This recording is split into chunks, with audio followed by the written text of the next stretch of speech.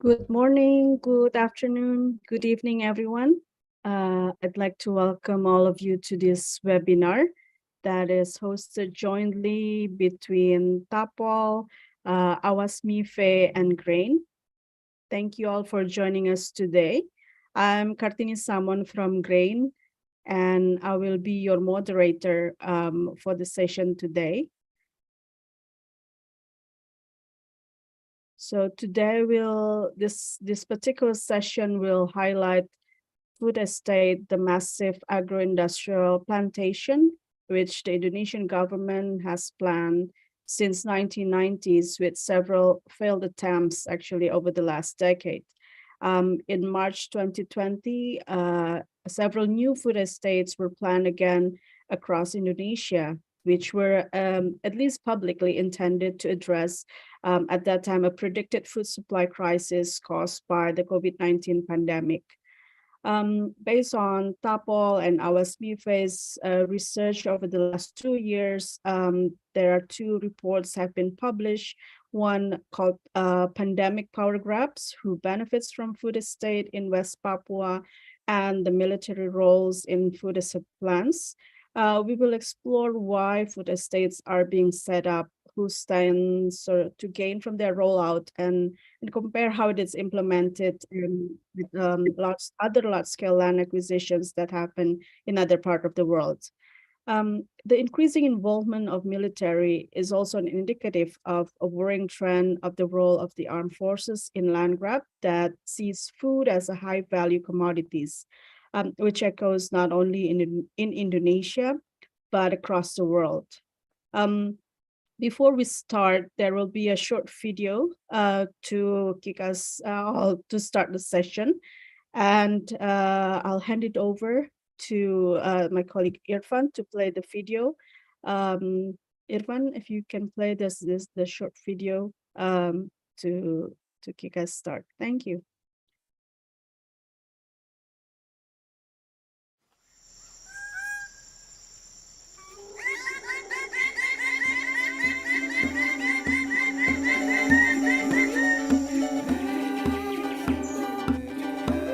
Timo and his family live in Merauke. Their house is surrounded by forests, rivers and swamps. They get food by hunting and gathering and fishing.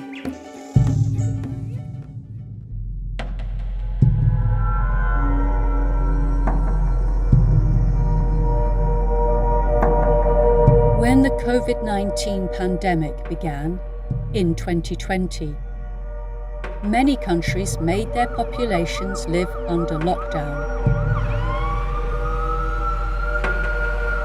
Children could not play outside, and many died or became seriously ill from the infection. A SARS-like virus, which has infected hundreds in China, has now reached the United States. Airports around the world are stepping up health screenings on passengers arriving. The UN's Food and Agriculture Organization anticipated a food crisis and potential widespread hunger due to the pandemic.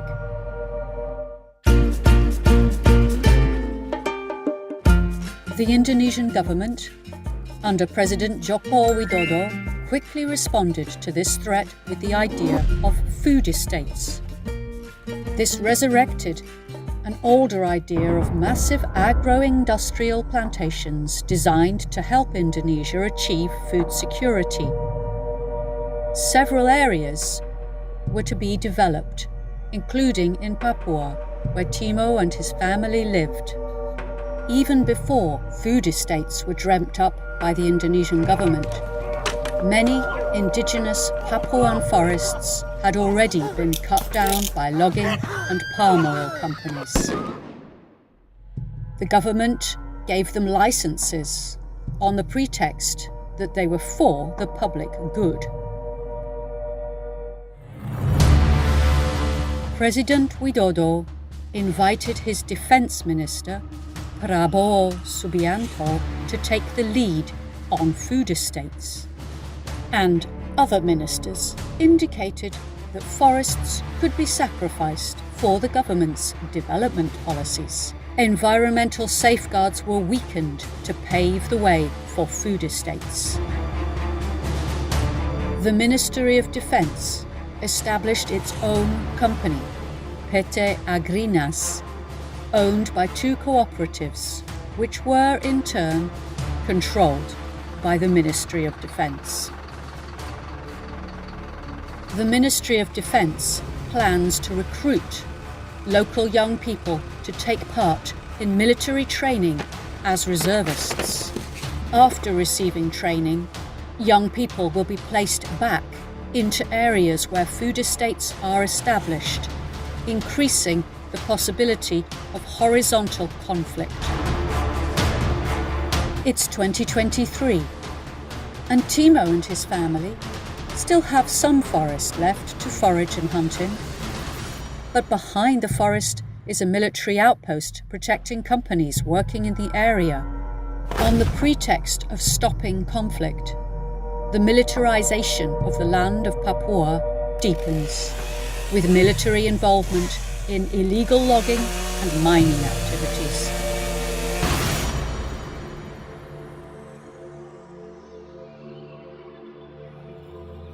Timo often has nightmares. He dreams of encroaching palm oil trees and barren land. The forest, source of life for his family and tribal group, is gone.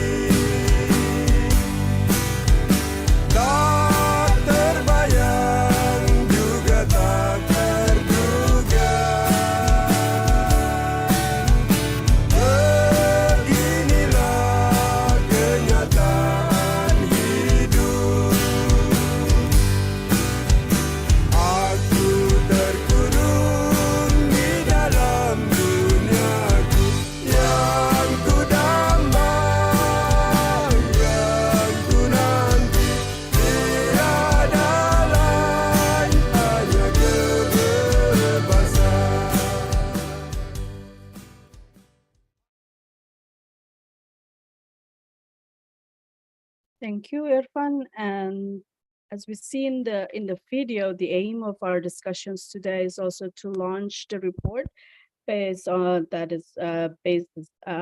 video. The two reports are Pandemic Power Grabs, Who Benefits from Food Estates in West Papua, and the Military Role in the Food Estate Plans, that is published by TAPOL and awasMIFEE. But also the aim of these discussions today is really to raise awareness of the potential social and environmental damage of the project, as well as to increase solidarity with affected people, in particular the West Papuans communities, as we see in the video. At the same time, we also would like to contextualize the issue of food estates in Indonesia with the ongoing global food crisis. And join us today, we have 5 great speakers who will share their perspective on this topic. First of all, there are Raka Sudisman, campaigner and researchers from TAPOL, who will present about their reports and findings, and then followed by Betty Gepse from Women's Group Alatper in Merauke, Papua, who will also talk about the food security and reality from the ground in Merauke. The third speaker will be Dr. Agus Sumule, lecturer from University of Manokwari in Papua, who will speak about the specificity of Papua status and the implications with projects such as food estate. We'll also have Laksmi Savitri from FIAN Indonesia, who will speak on the broader similar project that take place in other part of Indonesia, as well as the increased corporatizations of food system. And last but not least, we have Dr. Azra Saeed from Roots of Equity, Pakistan. She will talk about the regional context of militarizations and its relations to current food crisis and the threat to small food producers in Indonesia. Before I give the floor to the speakers, there are a few house rules that I would like to read here. First, please mute your microphone when it's not your turn to speak. The session will be in English and Bahasa Indonesia. If you need interpretations, please click on the interpretation button at below your Zoom. If you see the globe icon, and you can choose English or Bahasa Indonesia. If you have any questions, please write, or comments, please write it down in the Q&A box, and then we will entertain it after all the speakers. We'll have around 30-40 minutes for Q&A later. And with that, without further ado, I will like to pass the floor to our first speaker, Raka Sudisman. The time and floor is yours, Raka. Okay, thank you, Kartini. Hello, everyone, speakers and participants. Hope you are doing well there. And I want to share my slides. Yeah, can you see it? Yes, we can see. Okay. So this presentation comes from two reports that TAPOL and awasMIFEE work on together over several years, like Kartini said earlier. And you can get those two reports from our website, of course. The two reports highlight one of the Indonesian government's programs began in 2020, namely the food estate, the development of large-scale food plantations in a number of provinces in Indonesia, one of which in West Papua. It is the development plan in West Papua that we are going to highlight. On the face of it, the 2020 food estate is the government's response to the April 2020 appeal from the FAO, which states that the COVID-19 pandemic would make the situation of food insecurity worse in various parts of the world. After about 3 months, the government announced the food estate program involved various ministries as executors, for example, the Ministry of Environment and Forestry and the Ministry of Agriculture, with the latter initially appointed as responsible ministry. But then the responsibility was transferred to the Ministry of Defense. Why did this happen? We will see the answer in the next slide. Before that, let's look at how programs like food estates have existed in Merauke, were began more than a decade ago. The program will be implemented in Merauke, Bopendigul, and MIFEE regions, which are located in the newly created South Papua province. The area targeted to become a food estate is 3.2 million hectares, covering various categories of forests such as production forests, limited production forests, convertible production forests, and even protected forests, which exist in the 3 regions. In Merauke itself, as you can see on the screen, long before the existence of the current food estate, there had been a similar program with different names. This started with Merauke Integrated Rice Estate, or MIRE, in 2006, MIFEE in 2010, up to the most recent 2 years ago. It could be argued that the programs are top-down and unsustainable, not to say failures. But what happened behind it was the explosion of permit for a number of companies, whether they were involved in the project or not. Part of the permit system is still valid today. And you see food estate, the 2020 food estate, what distinguishes the newest food estate from the past is the existence of regulations. You can see on the left bottom of your screen regulations, which are related to the food estate program since 2020. And surprisingly, there are no regulation on the governance of the food estate, including the types of partnership that might apply. Mainly, those regulations provide the state with a new mechanism for acquiring land from forest area and from customer land. So clearly, those regulations are for land acquisition and weakening regulation that protect the environment. Furthermore, to attract and facilitate corporations involvement. And we may say that most of the government projects related to the food estate have been created to facilitate corporate involvement.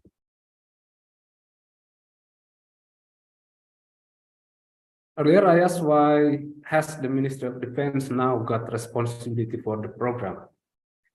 The program, the opportunity to access natural resources opened up by the food estate seems to have attracted the attention of a number of high-ranking and retired officers to partake in the program, under the pretext that food security is national security and that the military is an institution that moves quickly in the times of crisis. The Ministry of Defense was given responsibility by President Jokowi to lead this project. Naturally, the Ministry of Defense seemed enthusiastic about this and even began looking for land outside the coordination of the Ministry of Environment and Forestry. And in 179,000 hectares as a project location. For this reason, the Ministry of Defense proposed a company under their control, PT Agrinas, to run this program. Most of the company's management are Gerindra party cadres, some of whom are retired military officers. Gerindra is the party set up by the Minister of Defense, Prabowo Subianto. And they claim that the company does business in the fields of fisheries, food, and carbon credits from protected forests. In addition to involving PT Agrinas, the Ministry of Defense also formed BCLSN as a channeling agency operating under the Ministry of Defense. The close ties between the two agencies were confirmed by a military officer during his visit to Nabire to one or 2 years ago. And since 2019, the government has successfully pushed the passage of the Law on National Resources for State Defense, or in Indonesia we call it Undang-Undang PSDN, which allows authorities to establish and mobilize a reserve army. A Kompas journalist who recently conducted research in Merauke said that the people who planted rice fields in Merauke were soldiers. We think that their involvement in this project has the potential for a number of negative implications, some of which have already been proven, especially since West Papua is the most militarized area in Indonesia. And the military has a long history of engaging in conflict, especially when it comes to protecting military-owned companies and protecting the private companies that hire their security services. The people that get in the way of military profits are often civilians. The existence of this program will trigger the same thing and resurrect, if not add to, the past trauma of civilians. The many implications that might occur include, for example, the loss of sovereignty of indigenous peoples over their customary land, marginalization of the population, and local communities' economy by migrant workers, for example. And then food insecurity, including change in food consumption patterns. Lastly, cultural change, if not the extinction of local culture, as local people have very close ties with land and nature. And you can imagine what will happen when their land and nature is destroyed.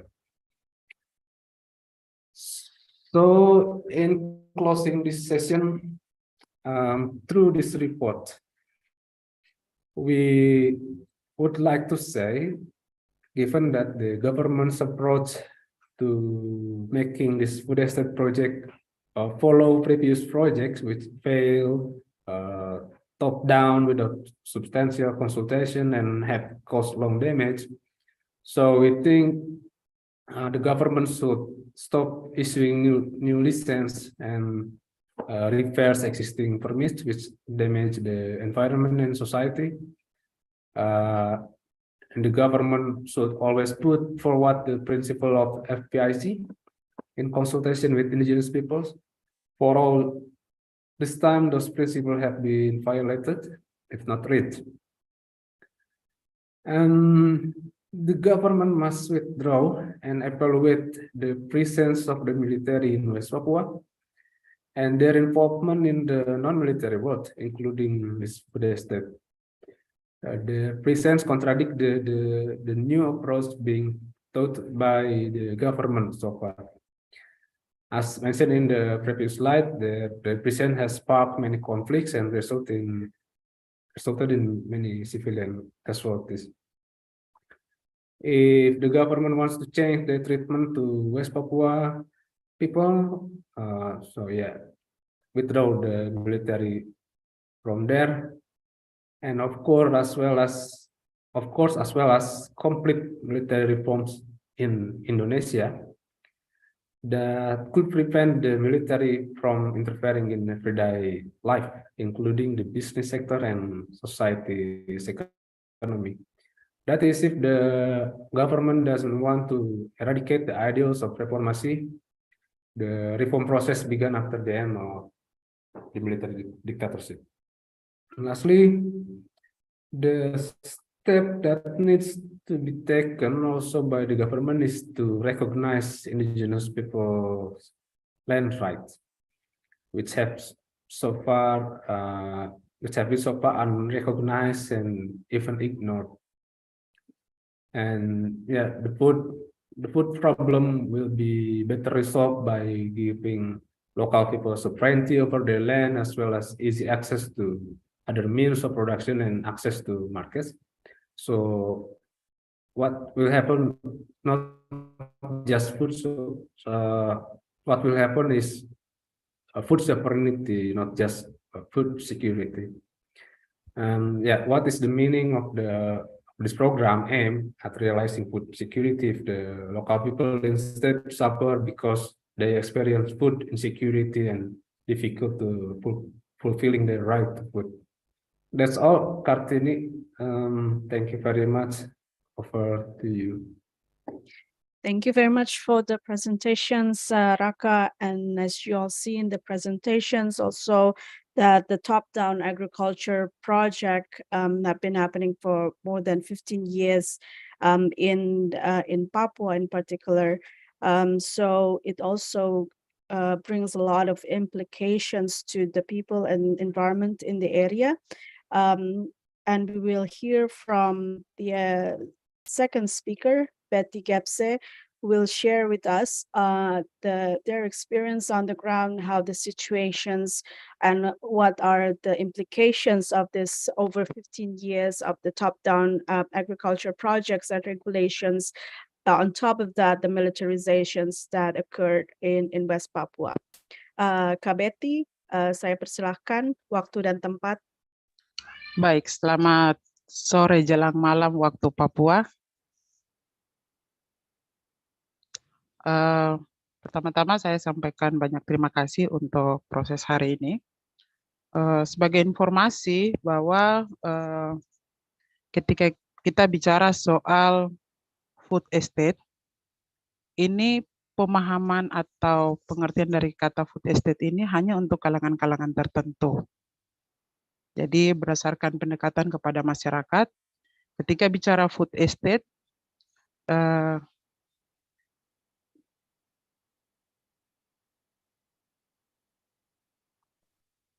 jadi ketika kita bicara soal food estate, saya sampaikan lagi bahwa memang tidak semua kalangan itu memahami, terlebih bagaimana soal masyarakat lokal.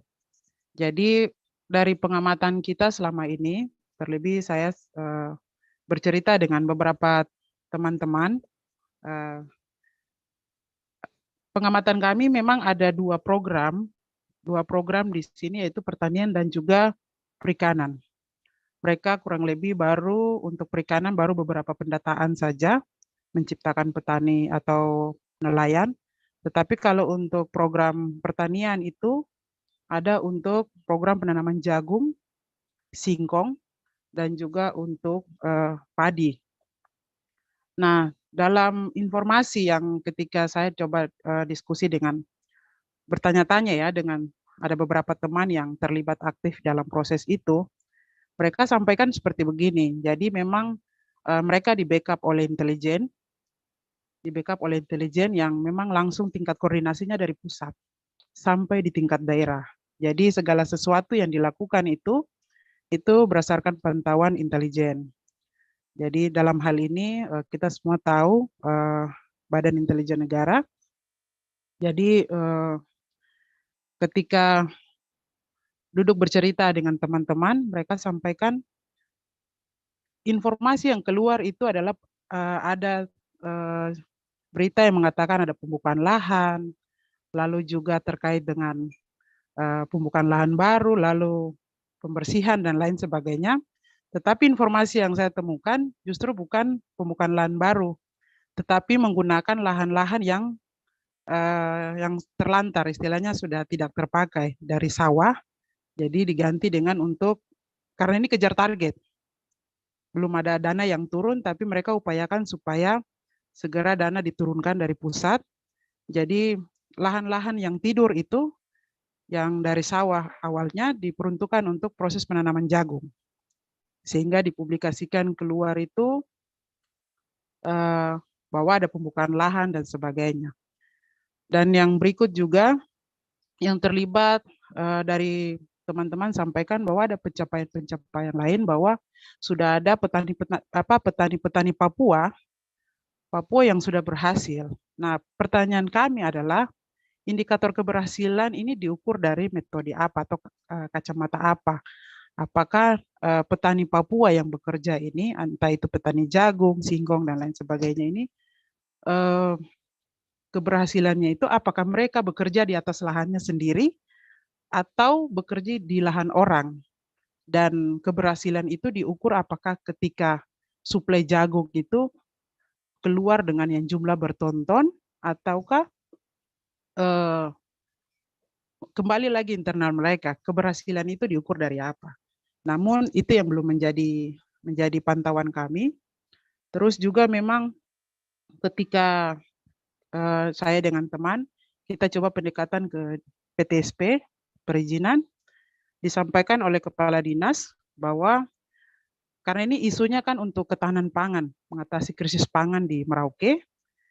Jadi pas disampaikan oleh Kepala Dinas, itu ada penanaman singkong dan juga jagung. Nah, penanaman jagung ini untuk kebutuhan pakan ternak. Lalu sedangkan singkong untuk bioetanol kalau tidak salah. Nah, lalu yang kita pikirkan yang disebut lalu ketahanan pangan seperti apa? Apakah pakan ternak itu juga harus dikonsumsi oleh manusia atau seperti apa? Tapi tidak mencerminkan bahwa program ini diperuntukkan untuk mereka yang mengatasi kekurangan pangan, karena ketergantungan terhadap beras itu cukup tinggi.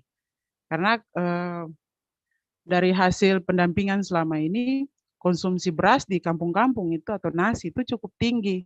Tidak seperti dulu. Kalau soal makan nasi itu sudah dari dulu menurut orang-orang tua. Tetapi ketergantungan itu semakin tinggi saat-saat ini. seperti itu. Apalagi makanan-makanan instan justru yang ditemukan salah satu di beberapa tempat itu terkait dengan kondisi kesehatan. Karena konsumsi supermie, kata istilah orang kampung, ikan kepala putus atau ikan sarden itu menjadi makanan utama. Sagu dan umbi-umbian itu hanya alternatif.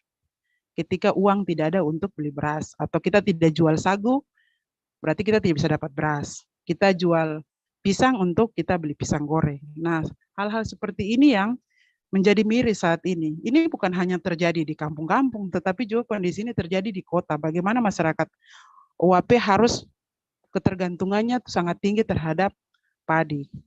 Ketika bicara food estate, tadi saya kembali seperti kata awal, tidak semua memahami tentang konteks food estate. Beberapa tahun lalu, kondisi kata MIFEE saja, orang menganggap bahwa itu adalah merek mobil. Karena mobil hijau itu lalu lalang di kota Merauke, jadi pas kata MIFEE, orang menganggapnya adalah merek mobil seperti Toyota dan lain-lain. Dan pemahaman seperti ini memang orang tahunya bahwa ada penanaman 1000 sagu dan lain sebagainya, tapi untuk siapa seperti itu. Jadi memang saya mungkin tidak bisa sampaikan banyak hal, tetapi dari 2 program dari hasil pantauan kami itu yang cukup tinggi saat ini dilakukan, itu adalah program pertanian dan perikanan. Bagaimana proses penanaman jagung dan singkong itu ada di beberapa distrik, dan itu luasannya cukup besar.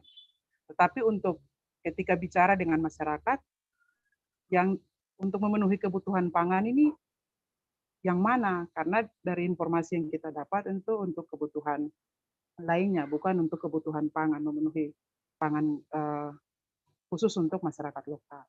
Mungkin itu sedikit dari saya. Terima kasih. Thank you very much, Betty, for the sharing. And I think we all hear from Betty how the project is actually done without involving a lot of the communities in Merauke, in Papua, and the fact that the commodity that's been introduced under the current food estate, which is corn and cassava, are aimed for feedstock and bioethanol project, which is also a contradictory when we are talking about food security for the people, furthermore food sovereignty, and cutting out dependency of instant and processed food, for examples. But I would like to pause that discussions to hand it over to our next speakers, Pak Agus, who will speak and talk about the specificity of the character in West Papua and why it is one of the most militarized area in Indonesia, and the connections with the development of very top-down projects and regulations that have been implemented in the area. Pak Agus, waktu dan tempat, silakan. Thank you, Ibu Kartini. If I may, I will just speak in English. But anytime you find my English is funny or I just don't speak properly, let me know. I'll just switch into Bahasa Indonesia. My name is Agus Sumule. I am from the University of Papua in Manokwari. I got a PhD in agricultural socioeconomics. So this topic today is very much related to what I've been doing. But for the last 20 years, I've also been involved in the drafting. First one is in the year 2001, involved in the drafting of the law of the special autonomy of Papua. And then just recently, in the year 2021, my university, my vice chancellor, and some of us were asked by the government of West Papua to be involved in the amendment of this law. And as you know very well, that in the year 2021, we have a continuation of this law, and the number is the law number 21 of the year 2021. Not much changes have been made, but not many things have been implemented anyway. So we'll just still have to go see what we have to do to the future. Law of the special autonomy very much characterized and supposed to characterize the implementation of the development in Papua. If you ask me what will be the main characteristic of this law, I would say that this law allows the implementation of the development program in Papua has to be in line and is aimed to protect, to take side, and to empower the indigenous Papuans. Whether that have been achieved, it's open for questions, but at least that's the very reason why the law was introduced in the first place. Now let's just go to some statistics that might help us to understand the situation these days. When we only have two provinces, Papua province and West Papua provinces, these two provinces always come as the lowest or as the highest when people talk, or our Bureau of Statistics talk about the poverty in Indonesia. Now we have 6 provinces, and now we have the top 6 provinces in Indonesia, all come from the land of Papua, which has the highest poverty level. We all in the 6 provinces have more than 20% poverty level, while the average for Indonesia is 9.5%. So you can see there is a huge discrepancy between Papua as a whole and average of Indonesia. Same story when you talk about the Human Development Index. As you know very well, there are 3 categories: low, moderate, high, and very high. And when you talk about very high, is when you talk about HDI of more than 70. Between 70 to 79, it is called high, and so forth. The HDI in Papua, it's basically moderate to low. So that shows to us that development so far under the special autonomy has not really been able to move us up to the level of the high or even very high level of the HDI. We even have one province just recently established called the province of Papua Mountain. Its HDI is 47. And the HDI of Nduga, one of the kabupaten, is, I think, is the lowest in the world. So still a very long way to go to reach. And whether the creation of the new provinces by the government and the parliament will give more opportunity for the betterment, for the improvement of the HDI, or for the make the poverty rate low, I think it's still open. We still have to see how that can happen. I'm a person that's not really optimistic about this. I've written a couple of basically papers with lots of data to show to the government. One of them today said that if the the business as usual is still being implemented, then just one extreme example, Regency of Deyai, for instance. Deyai is in the central Papua, will need more than 100 years, to reach HDI of 79. Now, let's move now to the topic of today. I try to reframe it, reword it by saying whether through the creation of the food estate in Papua will help the people. As a socioeconomic, as an agricultural socioeconomics, I would like to start with this thesis. To be successful, then you need 2 things to be combined.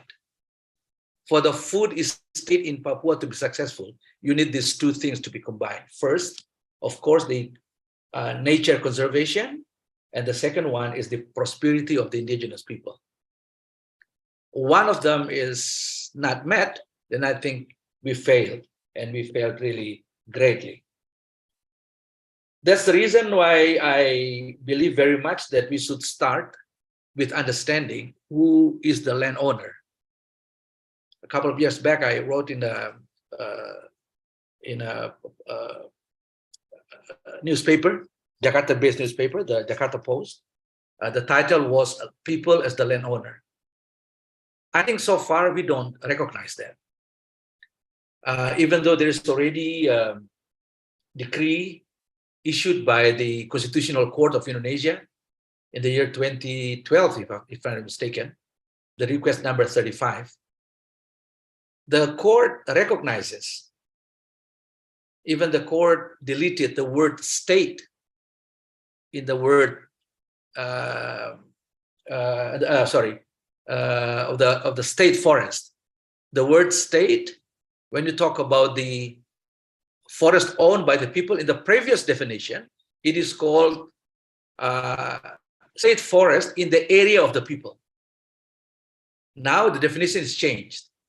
It is called state, indigenous state is the, indigenous forest is the forest within the boundaries of the indigenous people. Now, it's very nice to hear that type of decision made by the Constitutional Court, but it's already more than 10 years. Nothing really has been implemented according to that principle. It's not easy. We have been trying in Papua, for instance, even as far as Ibu Beatrix land, as far as Merauke. I'm working in Manokwari. I went there, talked to the people and say, why can't we talk to the local parliament here for them to issue a Merauke decree, for instance, where the ownership of the Merauke indigenous people over the land is recognized. At least that we can do. But up to now, nothing has happened yet. In some parts of Papua, something has changed, in Bintuni, for instance, or in Sorong. But again, as we know, the Sorong people has lost in the secondary court. So that's the first one. Land ownership has to be recognized. And if it is recognized, it should be based on land mapping. So huge task should be undertaken. And after that, then we can enter into the so-called land lease. So there is no more land grabbing, actually, under special autonomy. That at least the ideal.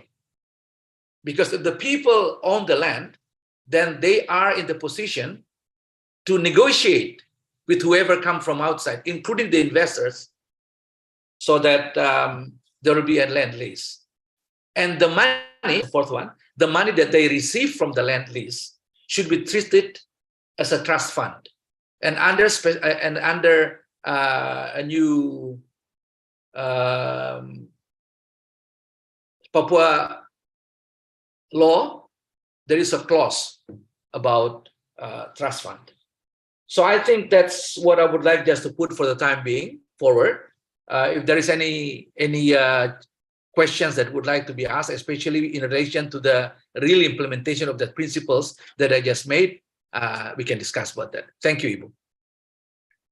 Thank you very much, Pak Agus, for the presentations. And I think you really highlight a very important message of people as the landowner, which is in the case of Papua, and all the development project that happens in that area are often forgotten.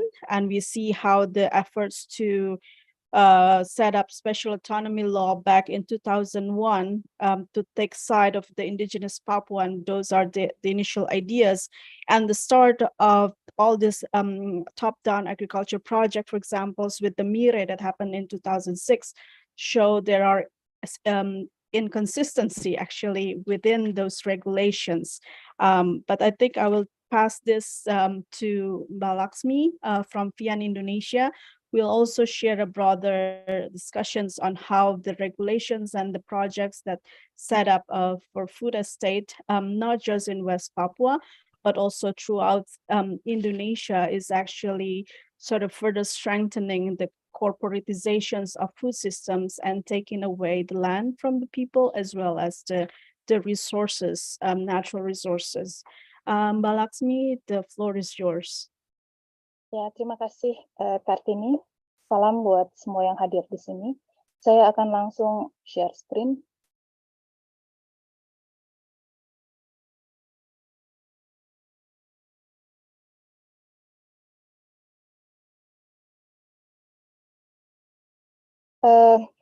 Bapak, Ibu, dan kawan-kawan sekalian, food estate bagi kami, Kian Indonesia, melihat bahwa ini bukan sesuatu yang sama sekali baru, meskipun muncul sebagai sebuah bentuk baru dari pertanian pangan di Indonesia, karena sebagaimana yang disampaikan oleh kawan-kawan TAPOL pada laporannya, dia sudah ada sejak 15 tahun yang lalu. Tapi mungkin ada hal yang berbeda yang akan saya sampaikan di sini. Pertama, hal yang berbeda adalah food estate itu sekarang tidak hanya ada di 1-2 lokasi, tapi ada di hampir di seluruh Indonesia.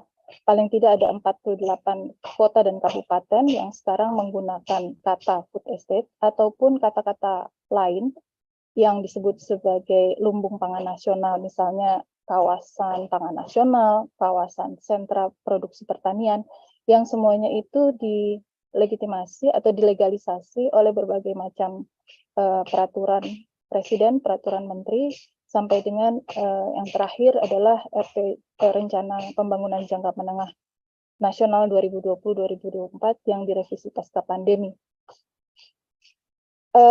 Krisis demi krisis itu memang menjadi momentum di mana food estate ini selalu muncul, dan pada hari ini kita melihat bahwa food estate yang ada dan semakin meluas itu betul-betul menggunakan COVID-19 pandemi COVID-19 itu sebagai satu pemicu dan justifikasi kenapa dia harus ada di seluruh Indonesia. Ini misalnya salah satu yang diberitakan terakhir itu sudah ada dana sebesar 2,3 triliun yang dialokasikan untuk food estate di 48 kota kabupaten yang masing-masing bisa menerima dana alokasi khusus untuk food estate setidaknya 650 miliar. Dan kita lihat ada juga Kementerian Pertahanan dan TNI yang membangun bisnis sendiri melalui food estate ini. Yang pertama katanya dilakukan di luar Kementerian Pertanian itu oleh Kodam Iskandar Muda di Aceh. Jadi kita lihat memang sepertinya militer pertama-tama mentarget wilayah-wilayah strategis dalam artian bahwa pendekatan keamanan sangat ditekankan.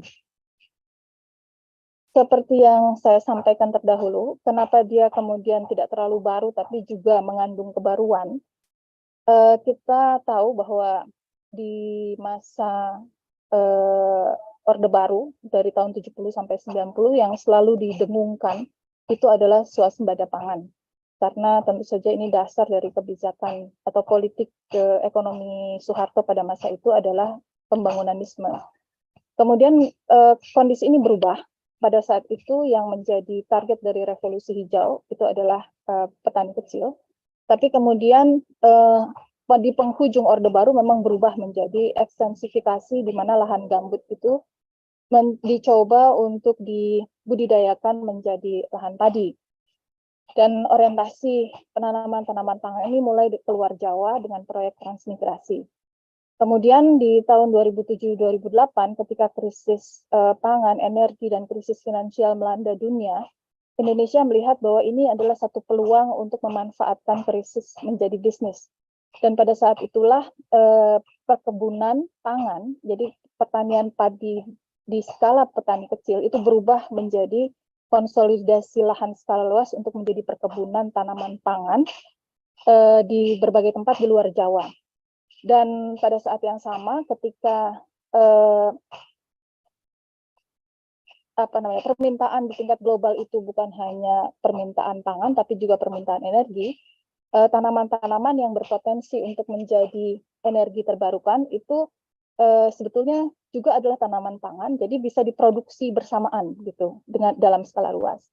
Nah, kondisi di 2014 sampai dengan 2022 di masa pemerintahan Jokowi itu adalah upaya membisniskan krisis yang semakin dalam, semakin kuat dan semakin dalam. Dan kenapa menjadi semakin kuat dan semakin dalam? Karena pada masa-masa ini kita melihat bahwa neoliberal sebagai dasar kebijakan ekonomi itu semakin dikuatkan oleh negara untuk dengan berbagai macam peraturan dan juga dengan kekuatan militer. Jadi terlepas dari bahwa rencana food estate ini sudah menerima kritik begitu banyak dari berbagai pihak karena kegagalan yang berulang-ulang, tetapi poin bahwa food estate ini adalah satu jalan untuk masuk ke dalam rantai nilai global, khusus untuk produksi pangan dan khusus untuk produksi pangan, itu menjadi upaya yang terus-menerus tidak boleh dihentikan dalam konsep otoritarianisme neoliberal khusus untuk kebijakan ekonomi di Indonesia. Dan di situ juga dibuka peluang di mana upaya-upaya yang lebih berdekatan dengan teknologi itu juga dimasukkan ke dalam skema ini. Jadi ramuan antara perkebunan skala luas, integrasi kepada global value chain, kemudian militerisasi, digitalisasi, dan pemasifan skema ini di seluruh Indonesia dengan komoditi yang sangat spesifik, yaitu komoditinya sebetulnya yang menjadi tekanan adalah hortikultura. Itu sebabnya pangan ini lagi-lagi menjadi menjadi tempelan saja sesungguhnya. Nanti akan kita lihat berbagai jenis komoditi yang betul-betul pada akhirnya ditanam. Nah, dengan demikian pada episode terakhir dari food estate ini kami melihat bukan hanya sekedar apa yang disebut sebagai jerat korporasi atau corporate capture dalam sistem pangan di Indonesia atau sistem pangan global secara keseluruhan, tetapi dalam konteks Indonesia kita melihat ini adalah jerat oligarki, karena fokus-fokus kebijakan pangan dan pertanian di Indonesia itu semuanya mengarah kepada bagaimana pangan dan pertanian di Indonesia itu berkontribusi atau bermain di dalam rantai nilai global. Bahkan reforma agraria, kemudian hilirisasi dan digitalisasi pangan itu adalah instrumen untuk melengkapi bagaimana tanah, tenaga kerja, dan komoditi itu dapat dihasilkan di dalam lingkaran rantai nilai global. Nah, mengapa demikian? Karena jerat oligarki ini adalah satu-satunya cara yang sejauh ini yang kami pahami ya, satu-satunya cara untuk bisa membawa komoditi-komoditi strategis di Indonesia, pangan, energi, dan kemudian teknologi itu ke dalam sebagai ruang kapital baru. Dan ini dibutuhkan secara geopolitik dalam upaya untuk membangun koherensi spasial melalui bagaimana komoditi-komoditi itu diinkorporasi ke dalam rantai nilai global. Jadi bisa kita katakan jerat kapital itu menjadi penting agar fokus kapital global terhadap Indonesia itu dilayani, betul-betul dilayani melalui komitmen pemerintah Indonesia untuk membangun infrastruktur dan energi supaya sektor-sektor yang tadi itu bisa masuk dengan baik gitu ke dalam skema global value chain tadi. Mungkin saya tidak detail ke setiap kebijakan itu, tapi khusus untuk persoalan pangan atau sistem pangan di Indonesia ini, kita melihat proses inkorporasinya itu melalui satu mekanisme yang disebut sebagai public-private partnership dan sebetulnya juga yang lain, di mana kemudian dibentuk multi-stakeholder platform dan imbuhannya adalah barangkali juga yang khas Indonesia, saya tidak tahu, adalah militerisme di sini, gitu. Jadi inilah yang kemudian membuat corporate kalau disebut jerat korporasi itu tidak cukup. Tapi itu kurang mewadahi bahwa bagaimana militer kemudian dipakai juga untuk memperluas jerat tersebut. Dalam bentuknya, dengan demikian kita melihat food estate ini mulai dari pemberian konsesi kepada korporat, pelaksanaan pertanian kontrak, sampai dengan konsesi kepada militer.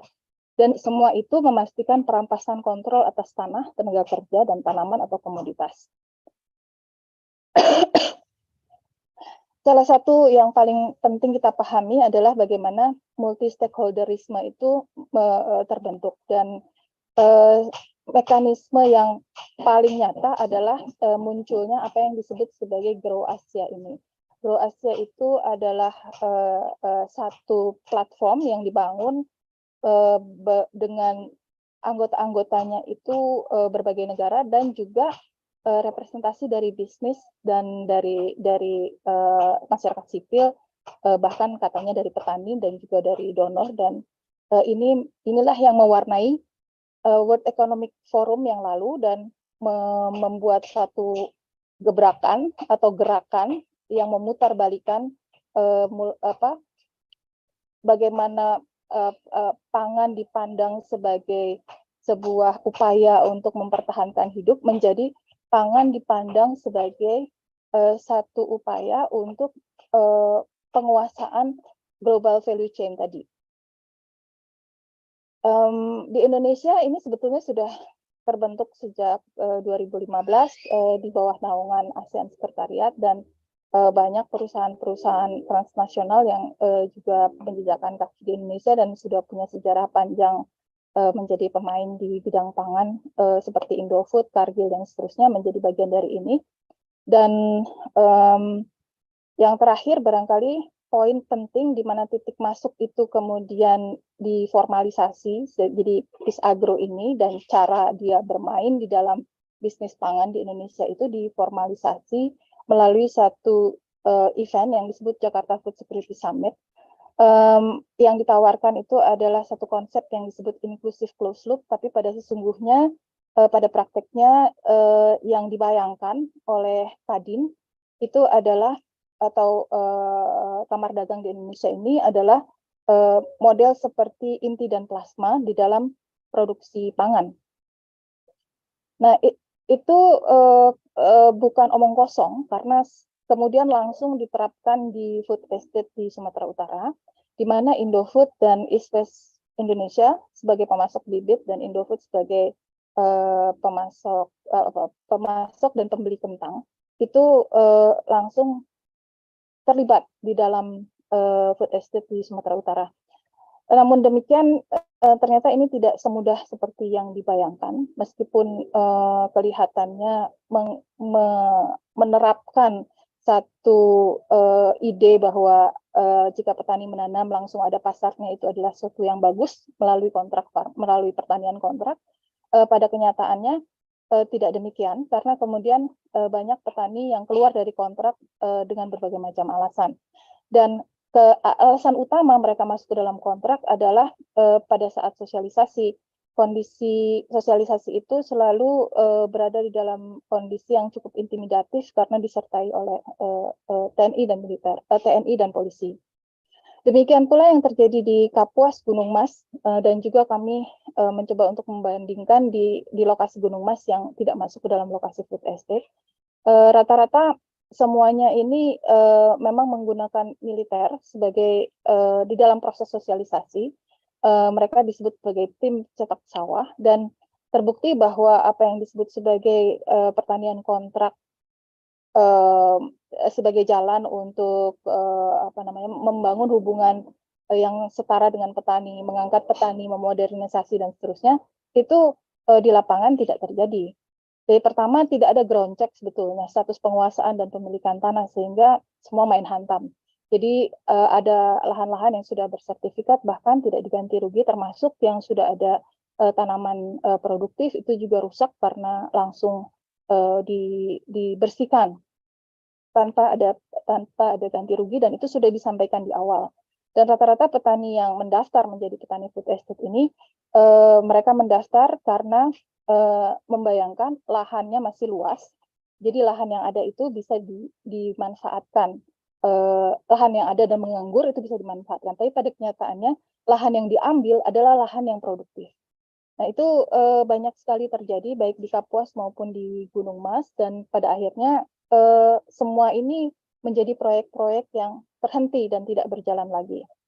Kemudian dalam konteks di dalam konteks Kalimantan juga larangan bakar menjadi salah satu larangan membakar lahan untuk membuka kebun, itu menjadi satu alasan untuk alih teknologi jadi beralih menggunakan industri sarana produksi berbasis input kimia yang semuanya ini lagi-lagi memperlihatkan bahwa dalam konteks ada food estate atau tidak ada food estate, yang namanya global value chain itu atau rantai nilai global itu sekarang ini menjadi satu cara untuk masuk ke dalam setiap upaya budidaya pertanian pangan di Indonesia.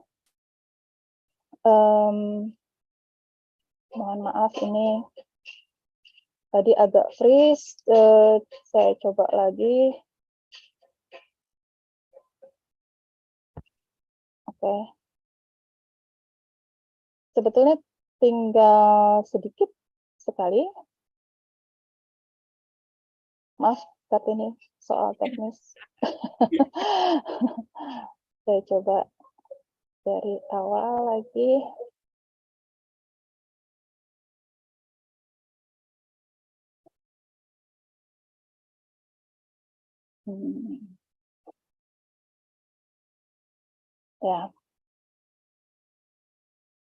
Ya, sebetulnya pada akhirnya kami berkesimpulan bahwa persistensi food estate ini juga karena adanya militerisasi pangan. Dan ini menandai menguatnya inkorporasi tanah dan tenaga kerja pada fase baru perluasan model pabrik. Jadi kalau dulu pertanian pangan itu berbasis pertanian skala kecil, sekarang menjadi perkebunan skala luas untuk produksi bahan pangan global. Atau dalam bahasa populernya ini disebut sebagai korporatisasi, di mana di sini kekuatan represif kemudian dilegalisir. Jadi dia tidak digunakan sebagai preman, tidak digunakan sebagai tenaga keamanan yang direkrut secara informal atau individual oleh setiap korporasi yang membutuhkan jasa pengamanan, tetapi sudah dilegalisir bahwa militer itu masuk ke dalam sektor pangan dan bisa memiliki konsesi lahan pangan dan bisa melakukan pertanian pangan sendiri. Nah, itu yang memang menjadi sangat luar biasa di dalam episode terakhir dari food estate ini. Mungkin begitu, Kartini, terima kasih banyak. Terima kasih banyak, Mbak Laksmi. Thank you very much for very comprehensive presentations, and I think that sort of bring us to connections of the food estates project in West Papua and the rest of Indonesia as well, with the reality that happened in different part of the world, and how corporations are actually trying to profit from the crisis. Even Mbak Laksmi also shared about the decisions coming out from the World Economic Forum to set up the Grow Asia several years back, that actually set precedent for the development of the large-scale food estates in the other names in different part of the world. So the next speaker is Dr. Azra Said from Pakistan, Roots of Equity Pakistan. Will also share and help us see in the broader pictures how the situations also happened in other part of Asia, and how the role of military is actually increasing in securing food as the high value commodities, because in the last 15 years, the world have seen over 3 times of the global food crisis. And so food have become a very valuable commodity for people around the world. And there's also an increasing role of the armed forces behind it.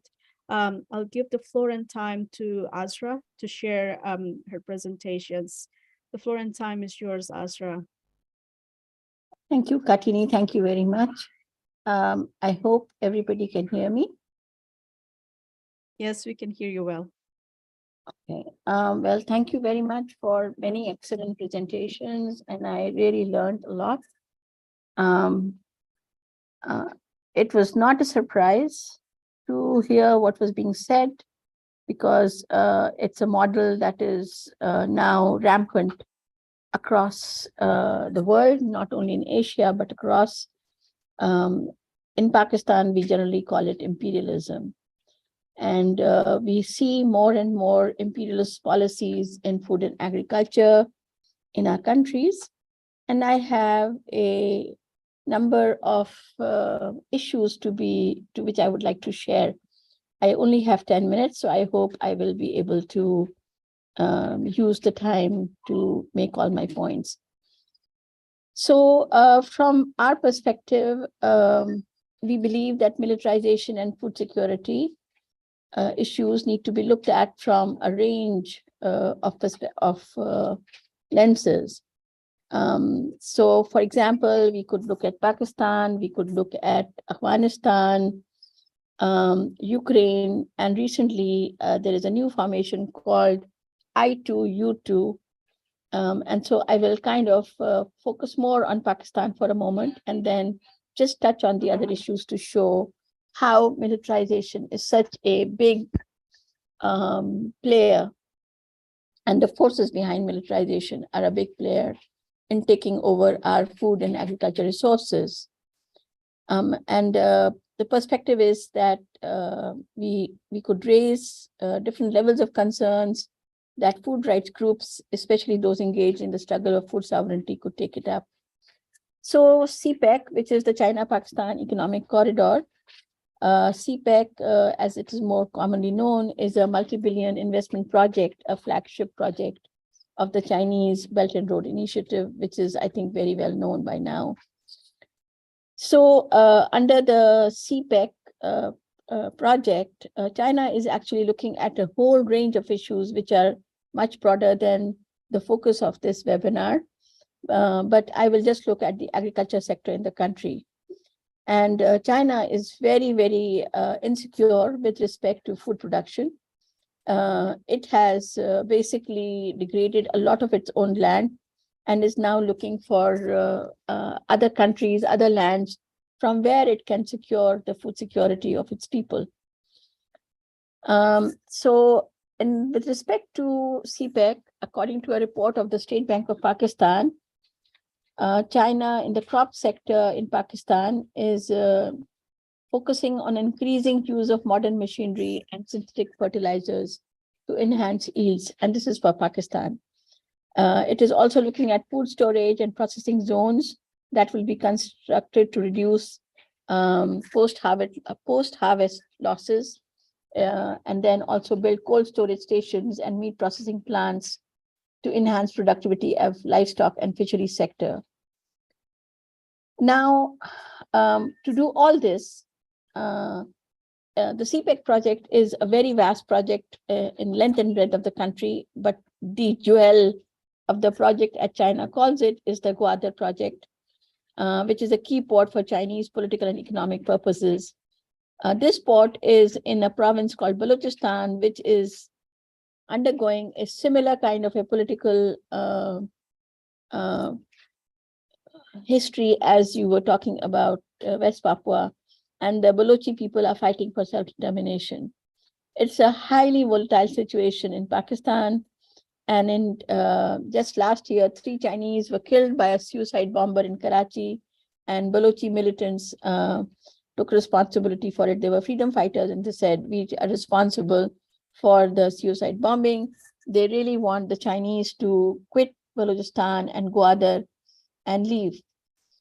But even before this incident, which happened last year, the whole CPEC project is highly militarized. The Pakistani military has promised China security. And after the 2022 incident, the Pakistani officials and the Chinese top officials, which includes Yang Jaiki, I'm not sure how to pronounce his name, a member of the political bureau of the Central Committee of Communist Party of China, and the Central Committee on Foreign Affairs, met with the previous Chief of Army Staff of Pakistan, Qamar Javed Bajwa. And so there are now very strong rumors in the country that China actually wants to bring its own security forces. As yet, Pakistan has not agreed on this, because if the Chinese forces arrive on Pakistani land, there is bound to be further escalation in militarized incidents, as we are very sure that the Baloch will also respond to Chinese security in the country. As part of what is happening in Gwadar, which is very militarized, where normal people, common people just cannot access the Gwadar port, the fishermen have been moved from certain areas on the coastline from the Gwadar port area and other parts of the Arabian Sea. And it is now inaccessible to many of the fishermen. And there have been reported reports of protests that have been happening in Gwadar in the Balochistan province, although not adequate news comes out because there is a lot of censor on any news which comes out of Gwadar. From China, I would really like to also move to the US war with Afghanistan, which was 40 years of war, and it has a huge political impact. All of us know that in 2021, they left Afghanistan after 40 years of occupation, and they left the country in acute disarray.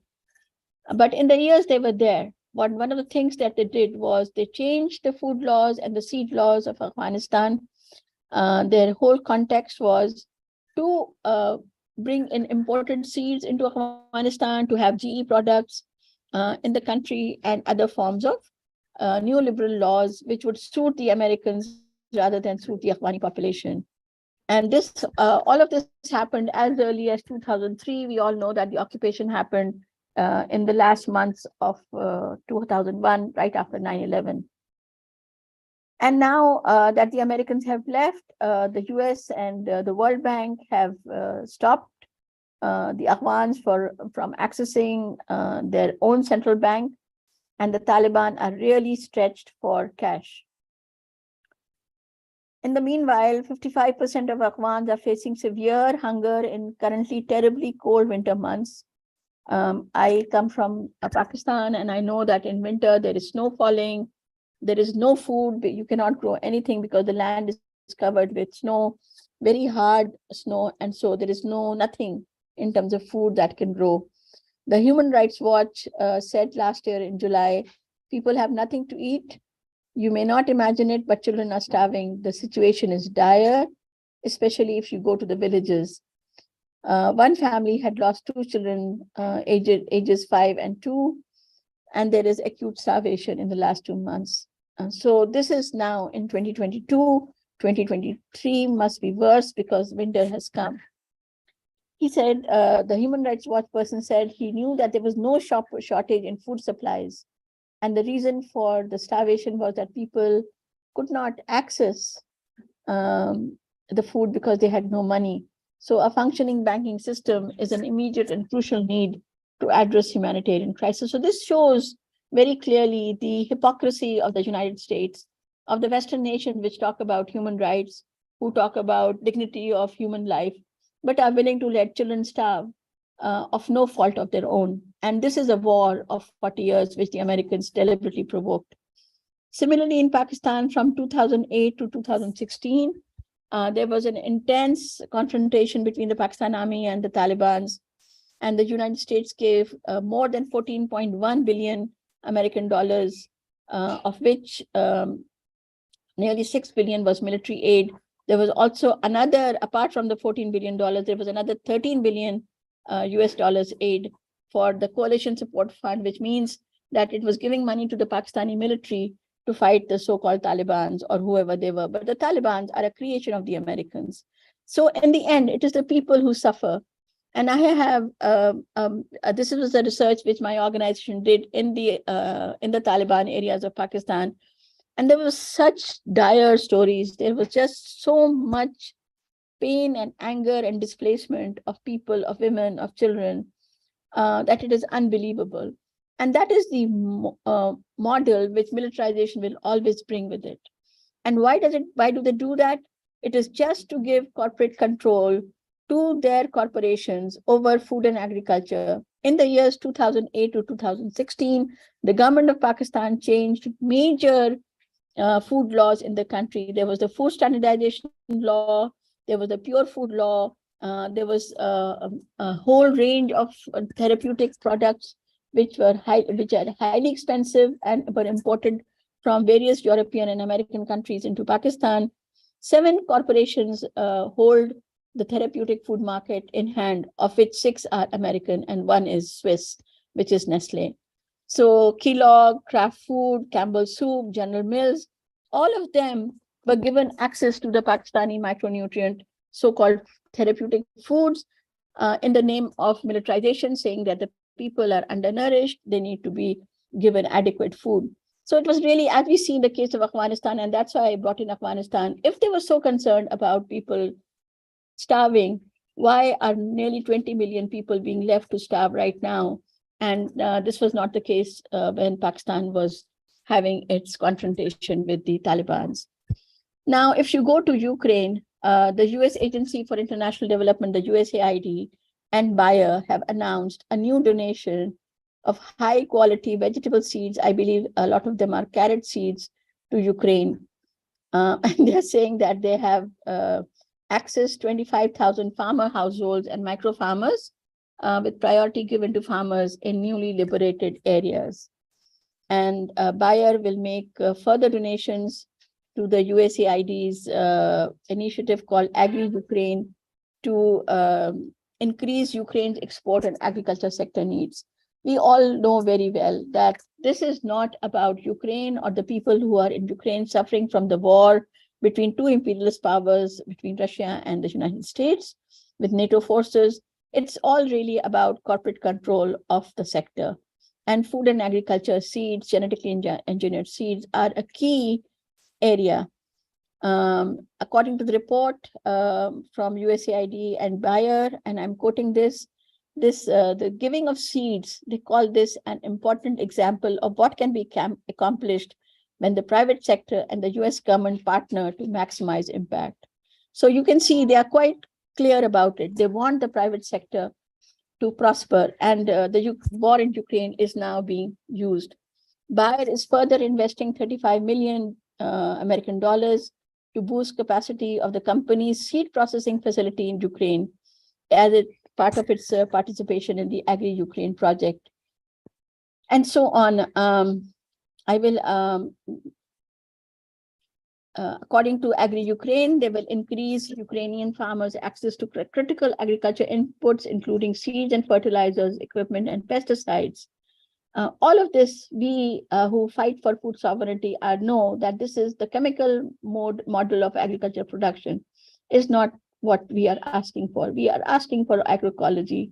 We are asking for, as a previous speaker said, who controls the land? The land has to be with the people. And every corporate structure model that has come into any country in the world, the land has been taken away from the people. And so what is happening in Ukraine under the cover of helping Ukraine is very similar to what has happened in Pakistan, in Afghanistan, and most probably in all parts of the world. I just want to finish with this one, another example. It is called I2U2. And I couldn't figure out what the heck was I2U2, but it is I2, meaning Israel and India, and U2, which is United Arab Emirates and United States. So two countries whose names start with U and two countries whose names start with I. And if we look at them, Israel and US have horrendous human rights violations in their belt. These countries are known for what they are doing to Palestine. And if you look at the mockery of what the Arab countries are doing to be hand in hand with Israel and India, which are now being brutal to the Muslim world, it's just unbelievable. It's unbelievable to us coming from Pakistan that any Arab country could actually work with India, where more than, I don't know how many million Muslims are being tortured in the name of religion. So it's not like, I'm not trying to propagate that Islam or anything. I'm just saying human rights has a code of conduct. And countries who have violated those codes, countries which have engaged in apartheid, in open racism, in open fascism, should not be part of a coalition. So I2U2, to come to the point, is a bloc which was created in the fall of 2021 to deepen technological and private sector collaboration in the region, in these 4 countries. And their focus areas include water, energy, transportation, space, health, and food security. So there is a $2 billion investment in agriculture initiatives in 2 Indian states, Gujarat and Madhya Pradesh. And this is now going to be repeated. And they're openly saying it's a private sector collaboration. And the UAE will support Israeli and American technologies that are being pushed by Washington at the moment. So I will finish here to just show that militarization should be looked at from different angles. How militarization itself creates extreme hunger and poverty and destruction of the agriculture food systems. But at the same time, militarization should also be seen as a very, very open iron hand of the corporate imperialist model to take control of our resources. So once they take control, we see the cases like Afghanistan, cases like in Pakistan, but before they take control, there's a lot of bloodshed because they will take our lands by force. They will bring in their military equipment and to be followed by the agrochemical technologies of genetic engineering, of micronutrients, of GE crops, and so on. There's a whole range. We all know that, as was very clear from the Forum Asia Grow or Asia Growth, whatever that name was. So I will stop here and I will say that we live in the era of imperialism, and especially the era of imperialism is targeting food because without food, one cannot survive. So Rupert Humphrey, a senator of the United States in 1957 had said, I don't have the quote in front of me, but in essence, he said, I want people to be dependent on American food. Because if they are dependent, they will not fight you and they will be more willing to cooperate with you. And that is the model which all imperialists are following. And it is up to the people to stand up and fight. Without fighting, it's going to be a massacre. Thank you. Thank you very much, Azra. I think the last message you said, it's very clear that militarization is really a cause of hunger and poverty. And it's also a question mark when we see militarizations as giving the rights and the space to solve the problem of food security in many places, in particular in area where it's already highly contested. And actually we need to question that further, and also in the context of the food estate, this I2U2 that you mentioned is very interesting because there's a lot of investment from UAE to the food estate project in Indonesia, including in the one in West Papua and in Kalimantan. I think we need to sort of very aware the power and the role of militarizations and the role of the military forces in this period to sort of really taking over the resources of the people, and in particular a lot of the indigenous community who are fighting for many, many years to secure their resources that often not acknowledged by the state, as in the case of West Papua, but also in other places that Azra had shared. I'm opening up, we are running out of time, but we will try to entertain some of questions here. There are questions in the Q&A box that asks for, I think if maybe Raka, I think this one could be for Raka or awasMIFEE to answer. Isn't the food estate program meant to assist the economy by securing food supply and independence on import of agriculture produce? If maybe Raka or awasMIFEE wants to answer these questions, I will also put that in the chat for everyone. Okay, thank you for a quick response to the question. Yeah, it's supposed to be to end the dependency of the import agricultural produce, but in fact, in the ground we can see that the commodities that they produce is not only for it's not to feed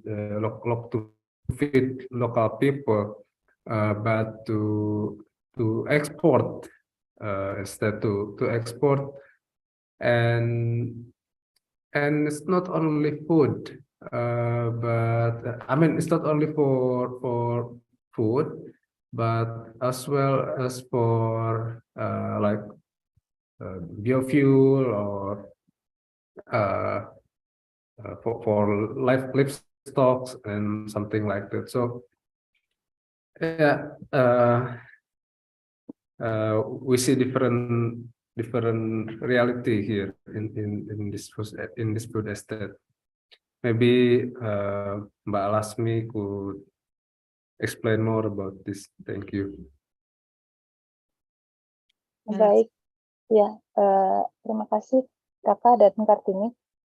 Saya kira Indonesia tidak akan pernah berhenti mengimpor pangan sepanjang masih menjadi anggota WTO dan ikut menandatangani Agreement on Agriculture, di mana salah satu komoditi yang harus masuk ke dalam pasar bebas adalah komoditi pangan. Jadi apa yang disampaikan bahwa itu untuk mengurangi ketergantungan terhadap impor itu sekedar retorika politik, dan yang paling penting adalah semua yang dihasilkan oleh food estate orientasinya itu ekspor. Jadi dan itu sudah terbukti di lapangan dari komoditi-komoditi yang dipilih, karena ketika masuk kepada padi itu pun gagal ya ditanam, dan sampai saat ini memang belum pernah berhasil untuk menanam padi di area gambut yang baru dibuka. Jadi itu patut kita pertanyakan retorika itu. Begitu mungkin Kartini. Thank you, Mbak Laksmi and Raka. I hope that answer your questions, Mikhail. And we have another questions for Pak Agus from Fajar. Thank you very much for very interesting contributions. I agree that promoting land ownership is very important. Since you are involved in the amendment of the special autonomy law, my question is if there are provisions in the special autonomy law to exercise legal rights of land ownership. And could you explain more about the trust fund clause? Bagus. Thank you. Who asked that question, Ibu? Fajar. Okay, Pak Fajar, thank you very much.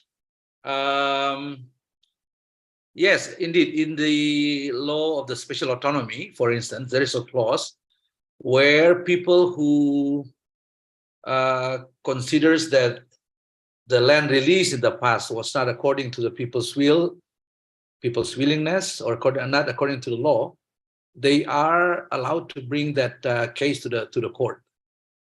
And therefore, I think, and also do not forget that the special autonomy law is derived from the Article 18B of the Indonesian Constitution, where it is made very clear in our Constitution that the state recognizes the customary community and all of the what do you call it, the rights that become part of their rights, something along that line. So the answer is indeed yes. It is, as you know very well, Pak Fajar, that when you have a law, sometimes you need an implementing regulation to make sure that a specific part of the law can be properly implemented. Now, that's a challenge when I mentioned in my presentation before that up to now it's very, very limited number of the regencies and municipalities in Papua who have gone that further to establish peraturan daerah, or to establish the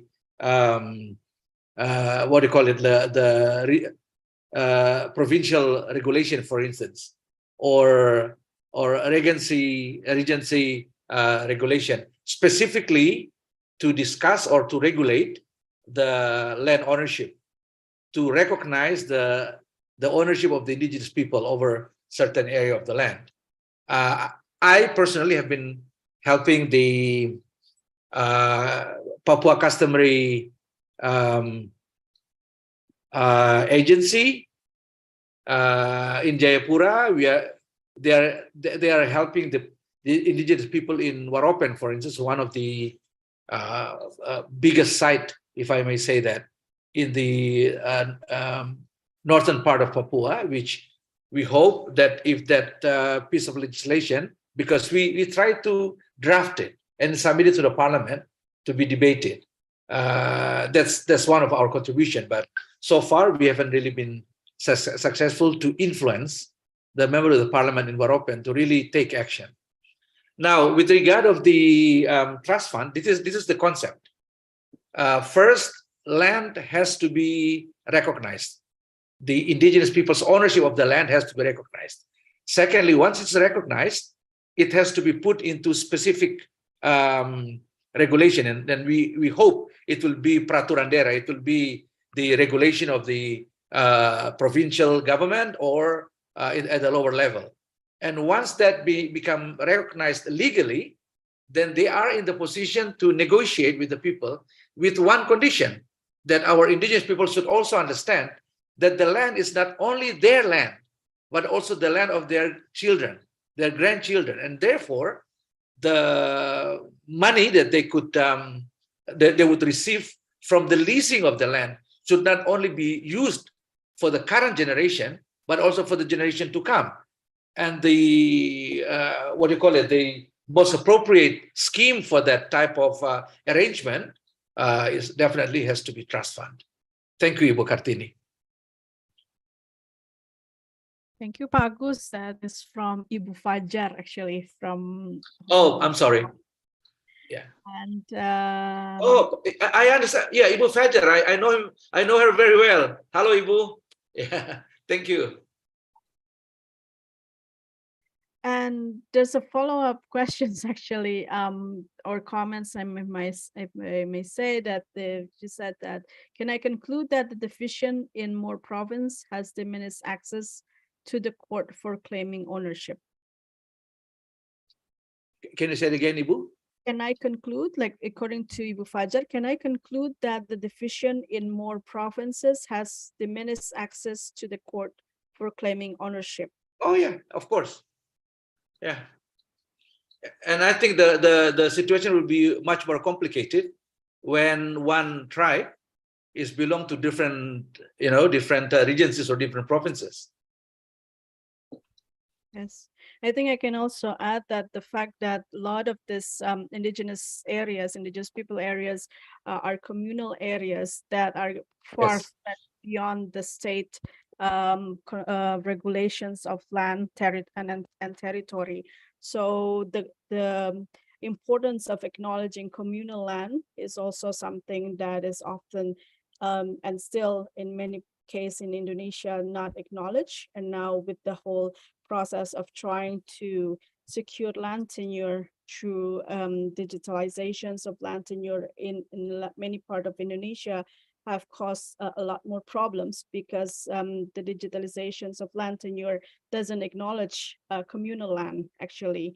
And so that brings all the implications that happen in terms of land ownership of indigenous territory. There's another comments from Mikhail. I think this concept is to maintain for a long-term food security for every person. Besides, this program is launched, I think food estate program is launched in an integrated manner to consider agriculture, plantations, and animal. There is a positive approach to it that shall not be ignored as a matter of fact.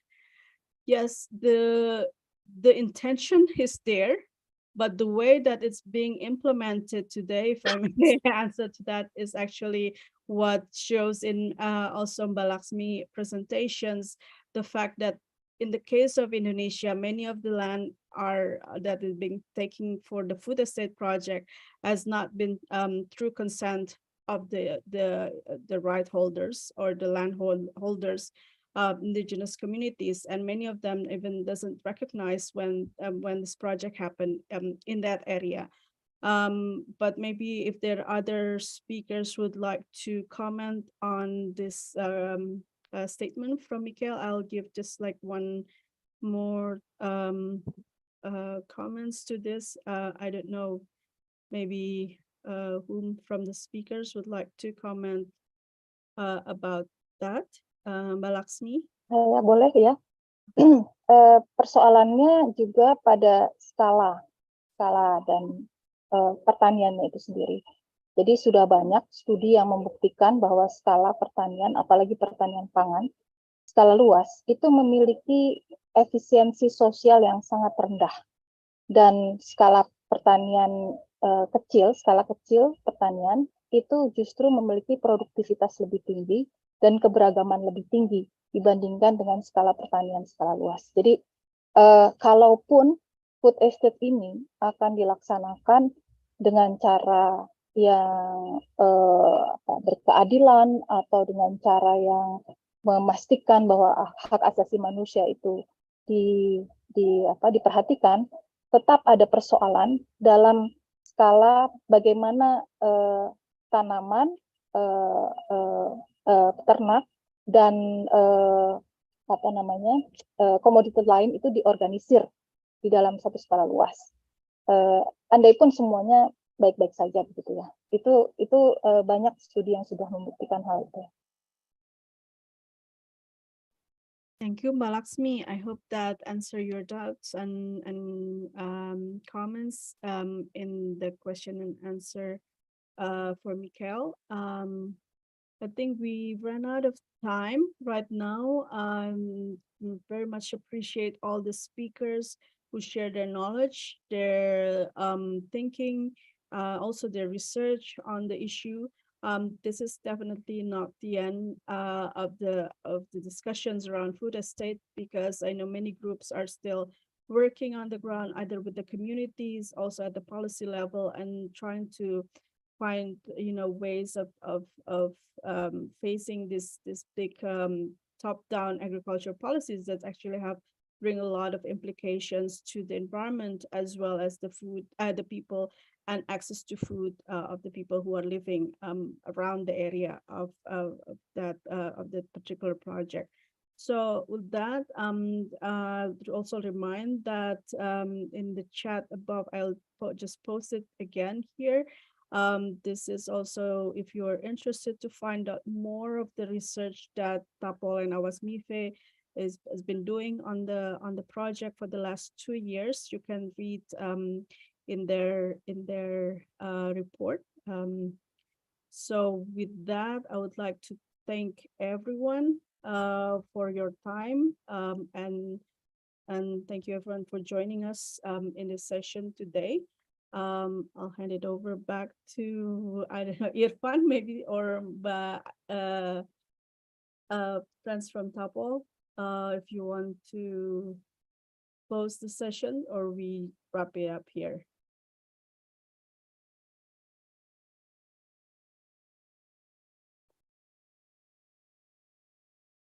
So thank you, everyone. I'll close the sessions and we'll continue in